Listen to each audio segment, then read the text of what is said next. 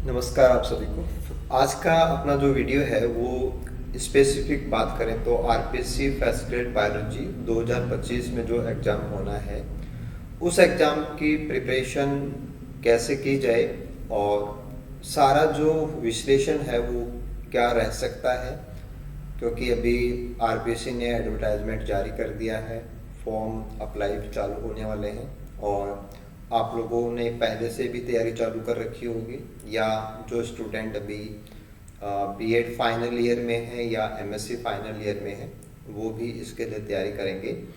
तो सभी स्टूडेंट जो कि RPSC first grade biology 2025 exam के अंदर अपेयर होना चाहते हैं और अपना सिलेक्शन कराना चाहते हैं, उन लोगों के लिए ये वीडियो बहुत ज़्यादा स्पेशल है, क्योंकि कंपटीशन के इस माहौल में सफलता प्राप्त करने के लिए हमें बहुत अच्छी प्लानिंग की ज़रूरत होती है। और प्लानिंग में एक डिसीजन मेकिंग जो होता है कि हम सारी चीज़ों को कैसे समझ रहे हैं और उन पे हम कैसे काम कर रहे हैं, ये सिलेक्शन का बहुत बड़ा आधार होता है। तो हमारे आज के इस वीडियो में स्पेसिफिक सारा जो विश्लेषण है उसकी मैं आपके साथ चर्चा करने वाला हूँ। और मुझे जैसा कि मेरा मानना है कि बहुत सारे स्टूडेंट्स को ये सारी चीज़ें और इस लेवल के ऊपर एनालिसिस है वो आपने नहीं किया होगा या आपके सामने ऐसी चीज़ें नहीं आई होंगी। तो वीडियो आप लोगों के लिए बहुत ज़्यादा महत्वपूर्ण है, आप वीडियो को लास्ट तक ज़रूर देखें। आपके जो भी कमेंट्स हैं वो भी आप मुझे ज़रूर से बताएं, कुछ भी आप पूछना चाहते हैं कमेंट ज़रूर कीजिएगा। चैनल के ऊपर आप नए हैं आप चैनल को सब्सक्राइब कीजिए, क्योंकि हमारे नेक्स्ट अपडेट्स हैं वो आपको टाइमली यहाँ पे मिलते रहेंगे। और आपका प्रिपरेशन के रिगार्डिंग कुछ भी ऐसा आपका क्वेश्चन है तो आप हमें ज़रूर से शेयर कीजिए। तो चलिए बात करते हैं आज के इस वीडियो में कि कैसे हमारी तैयारी को हम कंप्लीट करें और पूरा स्टेप बाय स्टेप ये तरीका क्या होना चाहिए। Let's start it. देखिए, लास्ट वीडियो के अंदर जो कि हमने सिलेबस को कवर करने के लिए दो अलग अलग वीडियो बनाए थे, एक बॉटनी के सिलेबस को लेके बनाया था, एक जूलॉजी के सिलेबस को लेके बनाया था। और पूरी तैयारी को आप कैसे करेंगे एक सुपर 6 कॉन्सेप्ट के अंदर मैंने ये सारी चीज़ें आपको समझाई थी, तो आप उन वीडियोस को जरूर से चेक कर सकते हैं। अगर हम सिलेबस वाइज बात करें तो अभी आप स्क्रीन पे जो देख पा रहे हैं ये जूलॉजी का सिलेबस है। हालांकि एग्ज़ाम के अंदर बायोलॉजी के अंदर बॉटनी जूलॉजी दोनों का सिलेबस एक साथ ही आपको, चाहे वो 10+2 लेवल हो, चाहे ग्रेजुएशन लेवल हो, चाहे पोस्ट ग्रेजुएशन लेवल हो, बिल्कुल एक साथ दिया हुआ है। तो animal physiology, animal taxonomy, diversity, structural organisation, developmental biology, economic zoology, ethology और इम्यूनोलॉजी, ऐसे जो हम ट्रेडिशनल जो जूलॉजी है उसको यहाँ पे 8 पॉइंट्स के अंदर आपका सिलेबस है उसको हम सॉर्ट आउट कर सकते हैं। सिंपली ऐसे अगर हम बात करें तो हमारा जो बॉटनी का सिलेबस है जिसमें प्लांट फिजियोलॉजी है, इकोनॉमिक बॉटनी है, इकोलॉजी और एनवायरनमेंट है, बायोजियोग्राफी और वाइल्ड लाइफ है, बायोटेक का सेक्शन है, टेक्निक्स हैं, जेनेटिक्स हैं, सेल बायोलॉजी का मैटर आ जाएगा, बायोकेमिस्ट्री है, बायोस्टेटिक्स है, टैक्सोनॉमी है, प्लांट किंगडम, डाइवर्सिटी जिसमें हमारा एलगी से लेकर सारे जिम्नोस्पर्म तक आ जाते हैं, स्ट्रक्चरल ऑर्गेनाइजेशन क्या है और ओरिजिन ऑफ लाइफ को लेके जो सिलेबस में मेंशन है। ऐसे टोटल हमारे 14 पॉइंट्स, हालांकि ये जो 14 पॉइंट्स हैं इनमें बॉटनी का सिलेबस काफ़ी ज़्यादा है और कुछ कॉमन चीज़ें भी हैं, बट देखा जाए तो बहुत सारा जो प्रपोर्शन है वो बॉटनी के पेपर से रहता है। सिलेबस अभी लेटेस्ट जो है वो आरपीसी की साइट पे आना है, लेकिन ऑलमोस्ट जो सिलेबस है वो ये रहना है, तो आप अपनी प्रिपरेशन को उसी अकॉर्डिंग डिजाइन कर सकते हैं। इसके बाद में अपन नेक्स्ट आगे बढ़ते हैं और एक छोटा सा हम कंपैरिजन देखते हैं कि ये जो आप स्क्रीन पे देख पा रहे हैं यहाँ एक्चुअल में बॉटनी और जूलॉजी दोनों को यहाँ पे कंपेयर किया गया है। पहला सेक्शन यहाँ जूलॉजी के लिए है जो कि ब्लू कलर से है, और जो डार्क ब्राउन कलर से है ये बॉटनी का सिलेबस यहाँ पे आप देख सकते हैं। तो कंटेंट की बात की जाए या ओवरऑल जो सिलेबस में कौन कितना हिस्सा बनाता है उसको देखें तो ये चीज़ बहुत क्लियर है कि दोनों सब्जेक्ट का जो कंट्रीब्यूशन है उसमें अच्छा खासा अंतर है। आप अपनी तैयारी में इस चीज़ को इग्नोर नहीं कर सकते, यानी कि आप दोनों को 50-50 मान के अगर तैयारी कर रहे हैं तो ये सही नहीं है। आपको प्रपोर्शन वाइज इनके ऊपर ध्यान देना पड़ेगा, अपनी तैयारी में इन चीज़ों को जरूर से देखना पड़ेगा। अगर हम एक बार के लिए अगर रफली एस्टिमेट करके देखते हैं, क्योंकि देखो हमने लास्ट बार जैसे चाहे असिस्टेंट प्रोफेसर टेस्ट सीरीज के पहले जो एग्ज़ाम से पहले हमने जो एनालिसिस किया था या नेट के पहले जो हम एनालिसिस प्रोवाइड कराते हैं, एनालिसिस अपने आप में बहुत इम्पॉर्टेंट चीज़ होती है जिससे हमें पता चलता है कि रियलिटी क्या है, और हम कोई भी काम अगर रियलिटी जानने के बाद में उसके अकॉर्डिंग करते हैं तो हमारे चांसेस जो है वो बहुत अच्छे होते हैं। देखो एक बार के लिए अगर हम बात करें तो जूलॉजी का यहाँ पे जो 8 यूनिट्स हैं, टोटल 8 यूनिट जूलॉजी के हैं, 14 यहाँ पे हैं, तो 22 पार्ट्स में हमने इसको एक बार के लिए बांटा है।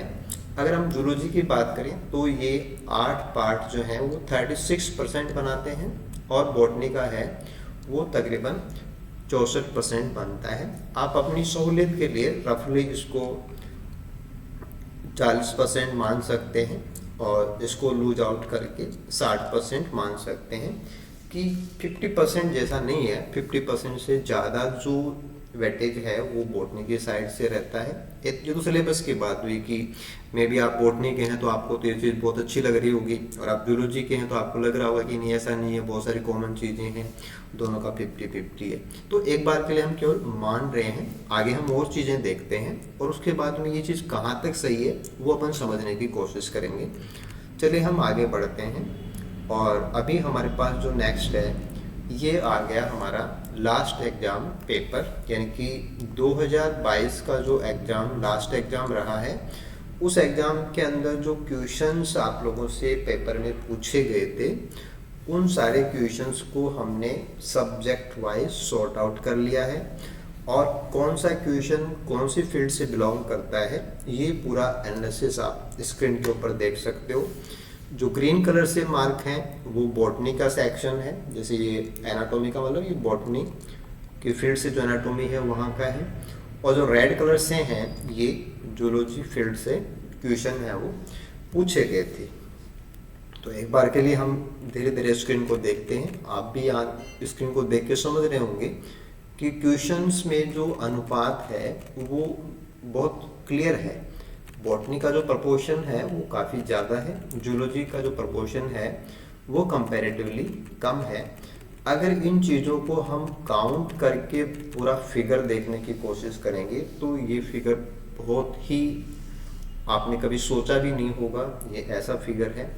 अगर हम पेपर को एनालाइज करते हैं तो टोटल यहाँ पे 89 क्वेश्चन और 36 क्वेश्चन ये बॉटनी और जूलॉजी से हैं। बॉटनी की बात करें तो 89 क्वेश्चंस हैं, और जूलॉजी से बात करें तो 36 क्वेश्चंस हैं। परसेंटेज वाइज देखेंगे तो लगभग 71.2% जो हिस्सा है पेपर का वो बॉटनी का सेक्शन से आप कर सकते थे उसको। ऐसे 28.8% पेपर का हिस्सा ऐसा था जिसको टोटल जो जूलॉजी का आपका सब्जेक्ट प्रिपरेशन है उससे वो क्वेश्चन हो जाते हैं। तो एक बार के लिए हम इनको मान लेते हैं कि ये 70% है, और ये थोड़ा सा बढ़ा के अपन इसको 30% तक ले जा सकते हैं कि ये ऐसा कुछ है। तो ये चीज़ तो क्लियर हो गई कि सिलेबस में भी बॉटनी का जो प्रपोर्शन है वो ज़्यादा है, पेपर में भी वो जो प्रपोर्शन है वो उसी अनुपात में देखें तो काफ़ी अच्छा है, और ऑलमोस्ट सिलेबस से तो ज़्यादा आपका जो परसेंटेज है जो प्रपोर्शन है वो पेपर में रिफ्लेक्ट होता है। ऐसे जो आपका एजुकेशन साइकोलॉजी है उसके क्वेश्चंस हैं तो वो तो एक अलग सेक्शन है, उसको हमने यहाँ पे छोड़ दिया है कि हम उसको काउंट नहीं कर रहे, ये चीज़ आपको अलग से तैयार करनी पड़ेगी। हम यहाँ पे केवल जो सब्जेक्ट का मैटर है यानी कि बॉटनी और जूलॉजी है उसको आपके साथ पूरा जो एनालिसिस है उसको कंसल्ट करेंगे। देखो अगर एक बार के लिए सिलेबस की बात करें तो सिलेबस था 36% जूलॉजी का, और क्वेश्चन जो आते हैं वो आए हैं तकरीबन 28%, यानी कि हमने रफली उसको 30% बनाया था। ऐसे बॉटनी का प्रोपोर्शन है वो तकरीबन 64% है, और उससे क्वेश्चन आए हैं वो है तकरीबन 71%, जिसको हमने थोड़ा सा लूज करके 70 बनाया है। तो यहाँ से ये चीज़ बिल्कुल से कंफर्म हो जाती है कि अगर हम सिलेक्शन की बात करते हैं तो सिलेक्शन तो हमारा स्कोर से होगा, यानी कि एग्जाम में हमारा कितना स्कोर बनता है। सिलेक्शन तो मेरिट बेसिस पे होने वाला है, तो मेरिट तो आपके स्कोर से बनना है, और स्कोर आपके क्वेश्चन सही हो रहे हैं उससे बनना है। तो क्वेश्चंस कैसे आए थे या पेपर का पूरा जो विश्लेषण है वो बॉटनी जूलॉजी सब्जेक्ट वाइज बहुत अच्छे से हमें क्लियर होना चाहिए। तो मेरा मानना है कि हम जो स्क्रीन पे देख रहे हैं या जो लास्ट पेपर का जो एनालिसिस किया है ये आप खुद भी कर सकते हैं। आरपीएससी के साइट के ऊपर पेपर अवेलेबल हैं, आप पेपर डाउनलोड कर लीजिए, सिलेबस अवेलेबल है, सिलेबस डाउनलोड कर लीजिए। आप तैयारी कर रहे हैं, आपको सब पता है, आप अपने हाथ से सारा एनालिसिस करके उसका फिगर निकाल सकते हैं, सेम फिगर आपको मिल जाएगा। ओके, इसके बाद हम आगे बढ़ते हैं कि इतना कुछ जानने के बाद में हम आगे अब क्या करें कि हमारा जो सिलेक्शन है वो होना चाहिए, या हम एक सिक्योरिटी जो चाहते हैं कि चलो हम मेहनत करेंगे, इतना एफर्ट लगाएंगे, अभी एग्जाम में भी अपने पास टाइम है, तो इतने टाइम को हम कैसे मैनेज करें, और सिलेक्शन की जो गारंटी है उसके लिए हमारे स्टेप्स हैं उनको अपन समझते हैं। चलिए आगे बढ़ते हैं। देखो, यहाँ मैंने अपनी तरफ से एक सिलेक्शन प्लानिंग जो है वो बनाई है, और ये मैं आप लोगों के साथ शेयर कर रहा हूँ सिलेक्शन प्लानिंग। देखो, 2022 जो लास्ट एग्जाम हो चुका उसमें 162 पोस्टें आई थी, और अब जो पोस्टें निकाली हैं वो काफ़ी कम है, ओनली 67 पोस्ट है। तो ये तो आप लोग सब जानते हैं, बहुत सिंपल सी बात है कि जब नंबर ऑफ पोस्ट कम होगा तो कंपटीशन जो होना है वो स्ट्रॉन्ग ही होगा। तो अपनी तैयारी को थोड़ा सा और बेटर, यानी कि लास्ट बार सिलेक्शन के लिए जो तैयारी स्टूडेंट्स ने की होगी या जो स्कोर उन्होंने निकाले होंगे, इस बार हमें उससे ज़्यादा स्ट्रॉन्ग तैयारी की जरूरत पड़ेगी और हमें ज़्यादा स्कोर बनाना पड़ेगा। देखो, लास्ट एग्जाम का अगर हम जनरल कैटेगरी का कट ऑफ देखते हैं तो वो आया था 281.31 नंबर, है ना, ये जनरल का है। तो जनरल के अलावा आप ईडब्ल्यूएस में आते हैं, ओबीसी में आते हैं, एससी एसटी में आते हैं, या पीएच कैटेगरी में आते हैं, वो आप लास्ट वीडियो में भी मैंने सारा बताया है, वहाँ से भी आप चेकआउट कर सकते हैं, या आप साइट से भी देख सकते हैं, या हमारे एप्लीकेशन के ऊपर भी डला हुआ, वहाँ से भी चेक कर सकते हो। मैं एग्जाम्पल के रूप में केवल जनरल जो कैटेगरी की कट ऑफ है उसको लेके आपको समझा रहा हूँ। इसके बाद में आप जो भी कैटेगरी आपकी है, आप उसके अकॉर्डिंग जो कट ऑफ है उससे आप जो भी रिलैक्सेशन चाहते हैं मार्क्स का, उसको आप उसी प्रकार से कैलकुलेट कर लेना। तो चलिए बात कर लेते हैं कि हम प्लानिंग वाइज इसको कैसे कर सकते हैं। देखो, 2025 में अगर हम एक्सपेक्ट करें कि कंपटीशन, नंबर ऑफ पोस्ट कम हो गया है, तो नंबर ऑफ पोस्ट कम होने की वजह से जो कंपटीशन है वो स्ट्रॉन्ग डेफिनेटली होगा। पेपर्स जो हैं वो भी हम यही अंदाज़ा लगाएंगे कि पेपर भी कुछ अच्छा ही आना चाहिए। एक अच्छे का मतलब ये नहीं है कि बहुत ज़्यादा टफ हो जाएगा या कोई भी उसको नहीं कर पाएगा, ऐसा तो नहीं होना, ऐसा तो किसी एग्जाम में भी नहीं होता। तो एक बार के लिए आपको कुछ एक्स्ट्रा नंबर लेके चलने पड़ेंगे। जैसे यहाँ पे 281 से इस बार एक बार के लिए आप 20 नंबर ज़्यादा, यानी कि 15 से 20 नंबर आपको एक्स्ट्रा लेके चलना पड़ेगा, ठीक है। अगर ये हम आपका जो पूरा पेपर जो होता है कि 150 नंबर है पैस पेपर का, 300 सेकंड का, और 450 नंबर का ये पूरा आपका सिलेक्शन का क्राइटेरिया रहता है। तो 450 में से देखें तो ये 66.67% है, यानी कि इस बार आपको अपने एग्जाम के अंदर इतने जो मार्क्स हैं वो लाने पड़ेंगे, ठीक है। अब ये मार्क्स आप कैसे कैसे लाएंगे, कहाँ से लाएंगे, इनकी बात करते हैं।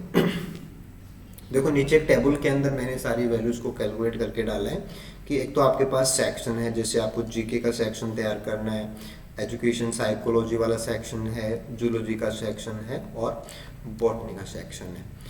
परसेंटेज टारगेट आपका क्या रहना चाहिए, या आपको कितने % मार्क्स के लिए काम करना है, अगर हम उसकी बात करें तो देखो, जीके के अंदर जो आपका परसेंटेज है, यानी कि जो बायोलॉजी की प्रिपरेशन करने वाले स्टूडेंट्स हैं, मे बी उनमें से कुछ स्टूडेंट का बहुत अच्छा जीके भी हो सकता है, लेकिन एवरेज बात की जाए तो आपको 60% के लिए जाना पड़ेगा। और 60% का मतलब है कि आपको 150 का 60% देखेंगे तो आपको 90 नंबर यहाँ लाने पड़ेंगे आउट ऑफ 150। तो ये तो आपका जीके का सेक्शन है, जिसके लिए आपको एक अलग से पूरी प्लानिंग के तहत काम करना है। इसके बाद में अगर हम एजुकेशन साइकोलॉजी की बात करें तो वहाँ आपको जो 50 नंबर हैं या 25 जो क्वेश्चन लास्ट एग्जाम में रहे हैं उसके हिसाब से बात की जाए तो आपको तकरीबन 60% तो स्कोर आपको निकालना ही पड़ेगा, क्योंकि आपका जो टारगेट है वो टारगेट है तकरीबन 67%। तो 67% से देखो अभी जीके में भी आप कम ही कर रहे हैं, 60% काफ़ी अच्छा होता है, 60% कम नहीं है। एजुकेशन साइकोलॉजी में अगर आप 60% स्कोर निकालते हैं तो आपको यहाँ पे 30 नंबर लाने पड़ेंगे। अगर आप जीके में और एजुकेशन साइकोलॉजी में 60% स्कोरिंग ला पा रहे हैं तो आप 120 नंबर यहाँ बना चुके होंगे, और ये आपको सिलेक्शन के लिए ऐसा करना भी पड़ेगा, क्योंकि जीके और एजुकेशन साइकोलॉजी क्योंकि वो आपके बेसिक सब्जेक्ट नहीं है, तो इसलिए आपको उनमें ज़्यादा रिस्क भी लेना पड़ सकता है। आपके नेगेटिव्स की तरफ भी आपको बहुत ज़्यादा सीरियसली देखना पड़ेगा। सब्जेक्ट का मैटर अलग होता है, क्योंकि सब्जेक्ट आपका खुद का एक एरिया है जिसमें आप बहुत लंबे समय से पढ़ रहे हैं या पढ़ा रहे हैं या तैयारी कर रहे हैं, तो वो ज़्यादा स्ट्रॉन्ग होता है। अब इसके बाद में हम जूलॉजी की बात करते हैं। तो अगर हम जूलॉजी की बात करें तो टोटल अगर हम जो प्रपोर्शन है एग्जाम में जो क्वेश्चंस आए थे उन क्वेश्चंस का अगर हम प्रपोर्शन देखें तो 75 नंबर के जो क्वेश्चन है वो जूलॉजी से होने चाहिए और 175 नंबर के क्वेश्चन है वो बॉटनी से होने चाहिए। अगर 75 में से आप 54 नंबर लाते हैं जो कि लगभग 72% है, और सब्जेक्ट में आपको इतना परसेंटेज कवर करना ही पड़ेगा, तो आपको तकरीबन 54 नंबर हैं वो जूलॉजी का जो सेक्शन है उसमें से लाना पड़ेगा। ऐसे अगर हम सेम रेशियो अगर हम बात करें कि जो 72% ही अपन अप्लाई कर दें बॉटनी के लिए भी, तो आपको तकरीबन 126 नंबर हैं वो लाने पड़ेंगे बॉटनी के सेक्शन में। तो जूलॉजी वाले पार्ट से आपको तकरीबन 54 नंबर और बॉटनी वाले सेक्शन से आपको तकरीबन 126 नंबर लाने हैं, और ऐसे आप टोटल जो आपका पूरा स्कोर है उसको 300 बना सकते हो। और 300 बनाने का मतलब है कि अगर आप जनरल कैटेगरी से बिलोंग करते हैं तो आपका सिलेक्शन है वो लगभग हो चुका होगा और आप बिल्कुल इस एग्ज़ाम के अंदर क्वालिफाई कर जाएंगे।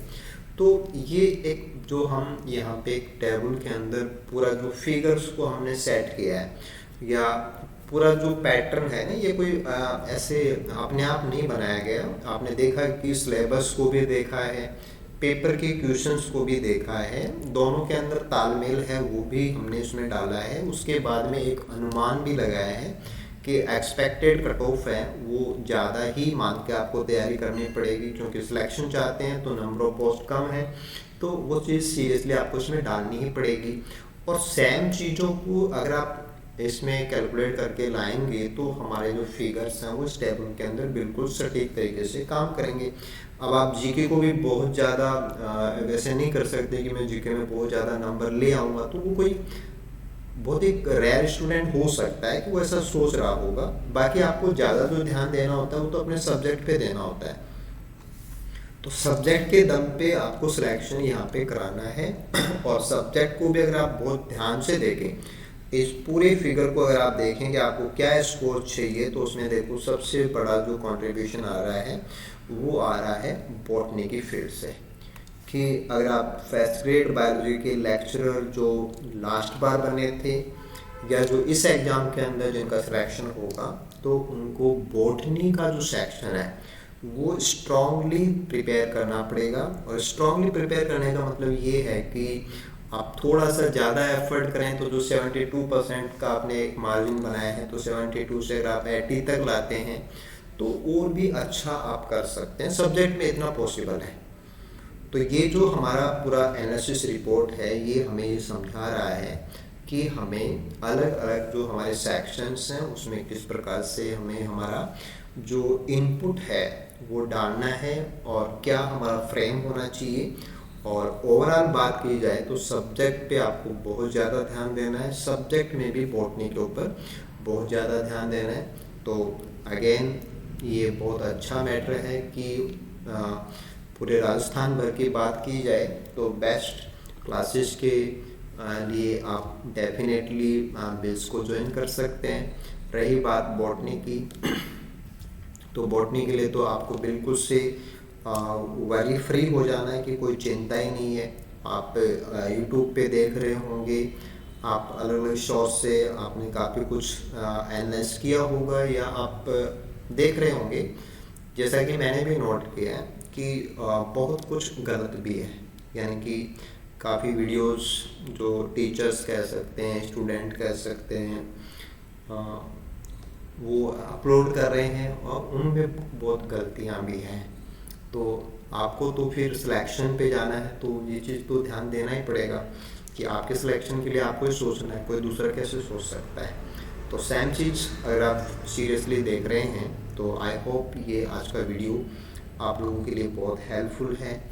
और सिलेक्शन के लिए देखा जाए तो प्लानिंग बहुत इम्पोर्टेंट हो जाती है। प्लानिंग से पहले जो इंफॉर्मेशन है और उसका एनालिसिस है ये ग्राउंड बनाता है। तो आज का ये वीडियो आप लोगों का जो पूरा माइंडसेट है कि आप सिलेक्शन के लिए तैयारी करें, क्योंकि भी साल भर आपको इसके साथ रहना है, साल भर आपको इस चीज़ पे काम करना है। तो हम बार बार गलतियां थोड़ी करेंगे, गलतियां तो नहीं करनी आपको। तो डेफिनेटली आपको सिलेक्शन के लिए ही जाना है। सिलेक्शन में भी आपको सारी चीज़ों को जितना आपसे हो सकता है उतना बढ़िया ही करना है, लेकिन बॉटनी को तो सबसे बढ़िया करना है। तो वेलकम यू ऑल कि आई होप कि हम बहुत अच्छा इसमें कर पाएंगे। गुड लक आप सभी को। और बाकी जो डिटेल्स हैं उसके लिए आप वीडियो का नेक्स्ट पार्ट है उसको भी आप देखें। अगर आपके कहीं भी कोई कमेंट है तो आप ज़रूर से मुझे शेयर करना। Thank you again.